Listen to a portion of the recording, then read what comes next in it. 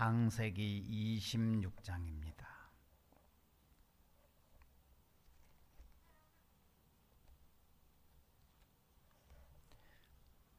창세기 26장 12절 말씀 16절까지입니다.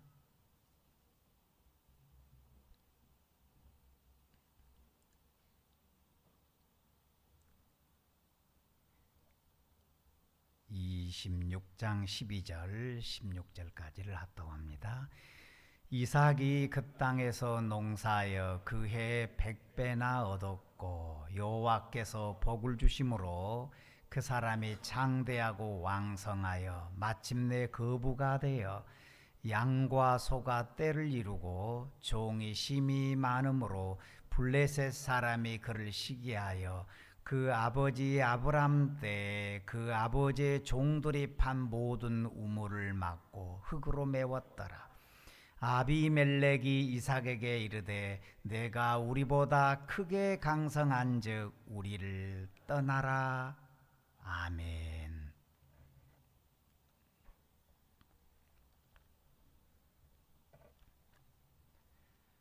주일 예배를 드림은 우리에게 가장 큰 은혜요 복인 줄 믿습니다. 하나님의 말씀을 들으면서 가장 큰 위로와 풍성한 심령이 되기를 주의 이름으로 소망합니다. 이 구약 성경 눕기서를 보면 이 엘리멜렉이라고 하는 인물이 나옵니다. 이 엘리멜렉은 베들레헴에서 살았던 사람입니다. 베들레헴은 뜻이 떡집이라고 하는 뜻을 가지고 있습니다. 떡집입니다. 문제는 이 떡집이 흉년이 들었습니다. 먹을 것이 없습니다. 밑바닥이 나고 말았습니다. 사람들의 마음은 흉해졌습니다. 그래서 이 엘리멜렉이 이 흉년을 해결하기 위해서 모압으로 가자 결정을 한 겁니다. 모압으로 가자. 그리고 아내와 두 아들을 데리고 모압 지방으로 가버렸습니다. 갔느냐 안 갔느냐가 중요한 게 아니고 이럴 때에는 하나님께 물어야 합니다. 하나님, 상황이 이런데 어떻게 해야 하는 것입니까? 하나님께 물어야 합니다. 먼저 하나님께 꼭 기도를 해야 옳은 것입니다. 이것이 중요합니다. 하나님은 우리의 주인이 되시고 전능자이심을 우리는 믿습니다. 베들레헴에 흉년이 들어서 걱정인데 어찌해야만 합니까? 하나님께 꼭 물었어야 할 시기입니다. 하나님께 물어야 되는 것, 이것이 하나님을 주인답게 모시는 자세입니다. 다윗은 큰 전쟁이 있던 작은 전쟁이 있던 다윗은 꼭 먼저 순서가 하나님께 물었습니다. 이것이 하나님을 주인답게 모시는 믿음이었습니다. 하나님께 물었을 때 하나님은 100% 그 가는 길을 책임져 주셨습니다. 하나님 어떻게 해야 하는 것입니까? 그러면 하나님은 우리를 다스리시는 증거를 성령으로 나타내 주십니다. 나의 주인 되심을 분명히 보여주십니다. 하나님 어떻게 해야 하는 것입니까? 여러분 묻는 자 되길 바랍니다.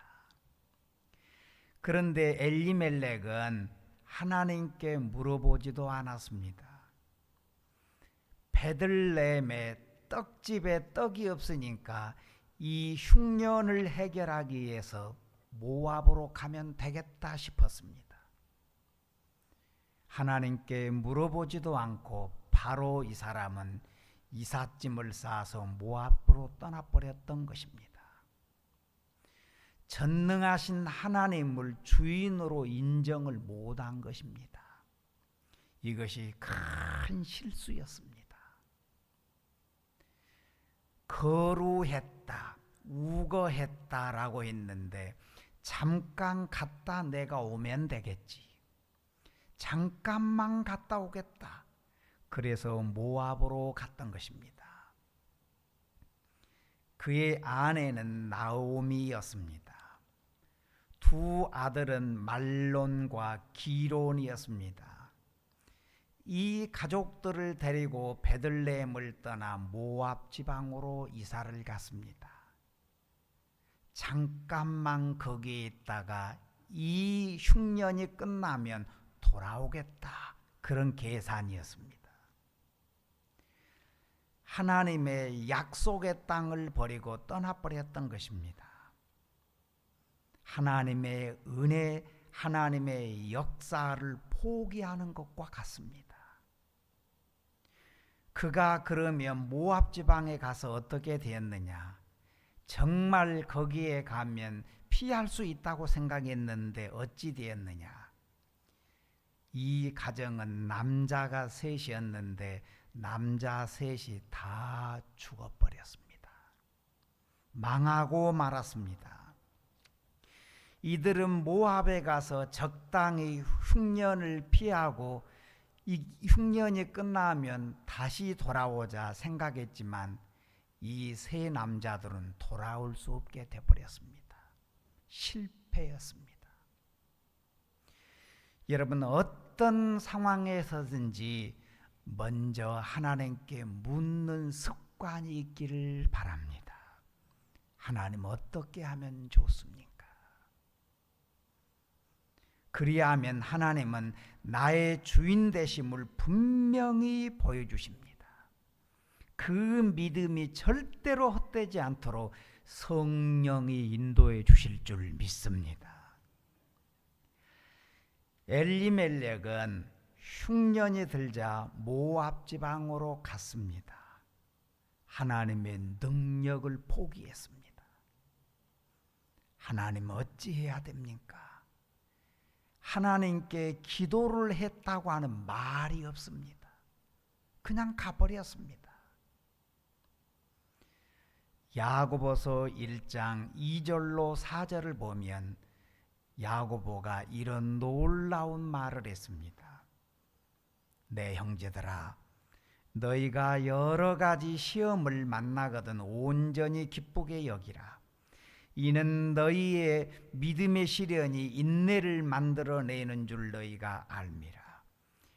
인내를 온전히 이루라. 이는 너희로 온전하고 구비하여 조금도 부족함이 없게 하려 함이니라. 할렐루야. 여러분, 어떤 상황에서든지 먼저 하나님께 물어보는 습관 헛되지 않습니다. 하나님을 나의 능력의 주인으로 인정하는 자에게 하나님은 하늘문을 열어주시고 은혜의 비 내려주실 줄 믿습니다. 여기 본문에는 이삭이 블레셋 땅에서 살았습니다. 흉년이 들었습니다. 양식이 없으니 쫄쫄 굶 같은 그런 상황이 되어버렸습니다. 그래서 이삭 역시 이런 생각을 했습니다. 이집트로 내려가자. 흉년을 피하기 위해서 이집트로 내려가자. 이삭 역시 이런 생각을 했습니다. 그런데 하나님께서 그 길을 막으신 거예요. 하나님은 아니다. 내려가지 말라. 음성을 주셨습니다. 흉년이지만 여기서 버텨라. 여기서 인내해라. 이집트로 내려가지 말라. 이삭은 이집트로 내려가지 않고 블레셋 땅에서 버텼습니다. 머물면서 농사를 지었습니다. 처음 지어보는 농사입니다. 이삭은 원래 직업이 양치는 목자였습니다. 농사꾼이 아닙니다. 유목민인 이삭이 농사를 짓는다고 하는 것은 너무 어색합니다. 평생 이 사람은 양을 치던 사람이었습니다. 농사 짓는 자가 아닙니다.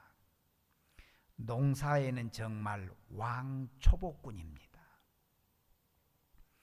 이 블레셋 사람들이 딱 보니까 완전히 이 사람 초보 농사꾼입니다. 어설펐습니다. 잘 될까? 비웃었습니다. 농사는 아무나 하는 게 아닌데 그래 한번 지켜보자. 어떻게 되는가 보자. 뻔하다. 그런 비웃음거리입니다. 그런데 이삭이 농사를 지었는데 어떻게 됐느냐? 비웃는 그 사람들처럼 쫄딱 망했느냐? 아니었습니다. 심는 대로 잘 되는 거예요. 다른 밭에는 메뚜기 떼가 다 뜯어먹어도 이삭의 농사는 멀쩡했습니다. 희한한 일이 벌어진 겁니다. 줄로 재어진 구역처럼 희한한 역사가 벌어졌습니다. 6절을 보니까 이삭이 글 아래 거주하였더니 그랬습니다. 그리고 12절을 보니까 이삭이 그 땅에서 농사하여 그 해 100배나 얻었고 여호와께서 복을 주심으로 라고 했습니다. 그 해가 어떤 해였느냐? 그 해가 민심이 흉한 흉년의 때입니다. 가뭄의 해입니다. 그런데 이삭은 농사를 지었더니 100배를 얻었습니다. 앞에 3절 말씀에 보면 이 땅에 거루하면 내가 너와 함께 있어 내게 복을 주고 라고 했어요. 그대로 복을 받았습니다. 그 해 100배나 얻고 여호와께서 복을 주심으로 그랬습니다. 애굽에 내려가지 않고 이곳에 있으면 하나님께서 함께하는 증거를 주시겠다. 보증을 얘기했습니다. 이 이삭이 도덕적으로 수준이 높아서가 아닙니다. 이삭도 거짓말을 꽤 했던 사람입니다. 수준이 그렇게 높지 않습니다. 하나님께서 이삭에게 이 땅에 거루하면 내게 복을 주겠다. 믿는 겁니다. 예, 그대로 글 아래 머물렀습니다. 견디었습니다. 하나님의 약속의 말씀을 믿었습니다. 이것이 최고로 하나님을 높이는 믿음입니다. 최고로 하나님을 높이는 믿음입니다. 맞습니다. 하나님은 전능자이심을 나는 믿습니다. 할렐루야. 그래서 100배나 얻었습니다. 이 블레셋 사람들 생각대로라면 100배를 실패해야 맞습니다. 양을 치던 목자가 무슨 농사를 하느냐? 실패할 줄 알았는데 더 잘 되는 거예요. 그 사람들보다도 더 잘 되는 겁니다. 발전했습니다. 이렇게 이삭이 잘 되는 것은 여러분 신앙 문제였습니다. 하나님의 말씀을 믿었습니다. 반석 위에 세워진 집은 절대로 무너지지 않습니다. 이집트로 내려가지 않았습니다. 하나님의 말씀을 믿고 견디었습니다. 그랬더니 하나님께서 이삭에게 하늘 문을 열어주신 거예요. 은혜의 비를 부어주셨습니다. 이삭은 이방인의 땅 글 아래 살고 있었습니다. 그러면 이 이방인들에게 어떻게 해야 내가 믿는 하나님, 살아계신 하나님, 참 좋으신 하나님을 드러낼 수 있을까? 자랑할 수 있을까? 우물을 파면 물이 터져 나오고 초보 농사꾼이었지만 실패가 아니라 대박난 겁니다. 이것을 그랄 사람들이 보고서 깜짝 놀라는 거예요. 이건 누가 도와주었지? 누가 도와준 것 같은데 누굴까? 아주 강한 느낌을 가지게 된 겁니다. 이것이 이삭의 삶으로서 하나님의 살아계심을 보여주는 역사였습니다. 흉년의 해에 100배를 거두었습니다. 우물을 파면 물이 터져 나왔습니다. 희한한 일이었습니다. 누가 봐도 이건 궁금한 거예요. 아주 궁금증이 컸습니다. 정말 어느 날은 블레셋 왕이 찾아왔습니다. 28절을 보니까 블레셋 왕이 찾아와서 하는 얘기입니다. 그들이 이르되 여호와께서 너와 함께 계심을 우리가 분명히 보았으므로 우리의 사이 곧 우리와 너희 사이에 맹세하여 너와 계약을 맺으리라 하였노라 그랬습니다. 이 말씀에서 강조한 말씀이 있습니다. 보았으므로 이 말씀이에요. 눈으로 분명히 보았습니다. 들었다가 아니라 보았으므로 그랬어요. 흉년의 해인데 이 초보 농사꾼이 농사를 지었는데 100배나 잘 되는 겁니다. 보았습니다. 두 눈 똑똑히 뜨고 보았습니다. 원어 성경에는 이 부분이 이렇게 됩니다. 라오라인누, 보고 또 보았다. 의심할 수가 없습니다. 믿음이 없는 사람들이 보았을 때도 보고 또 보았다. 부정할 수가 없습니다.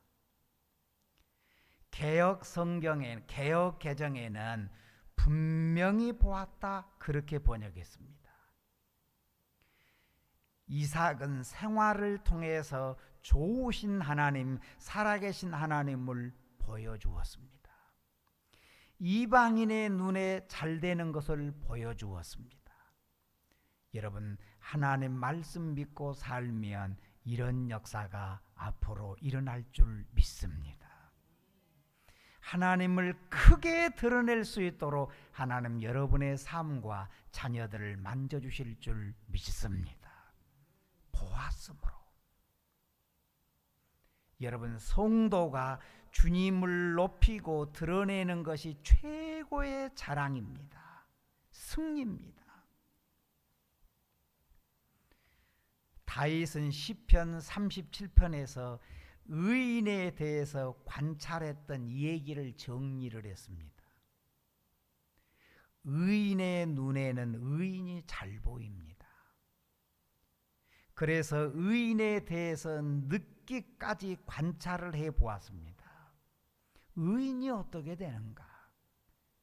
하나님을 믿는데 이 믿음이 헛된 것이는가? 어떻게 되는가? 관찰을 해보았습니다.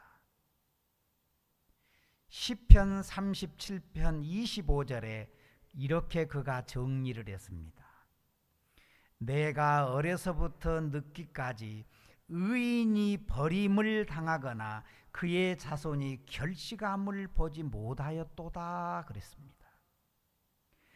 하나님의 택한 백성은 절대로 거지되는 법이 없습니다. 하나님은 버리지 않습니다. 하나님의 자녀들 노숙자로 두지 않습니다. 은혜 위에 은혜를 더하여 주실 줄 믿습니다. 여호와는 나의 목자십니다. 지금도 돌보시고 풍성케 해주실 줄 믿습니다. 하나님은 이삭을 풍성케 했습니다. 여호와 하나님을 나의 아버지라 부르는 자에게 나도 복을 받고 자녀도 복을 받고 할렐루야. 여호와는 나의 목자시니 부족함이 없습니다. 다윗도 은혜를 받았고 그의 자손들도 은혜를 받았습니다.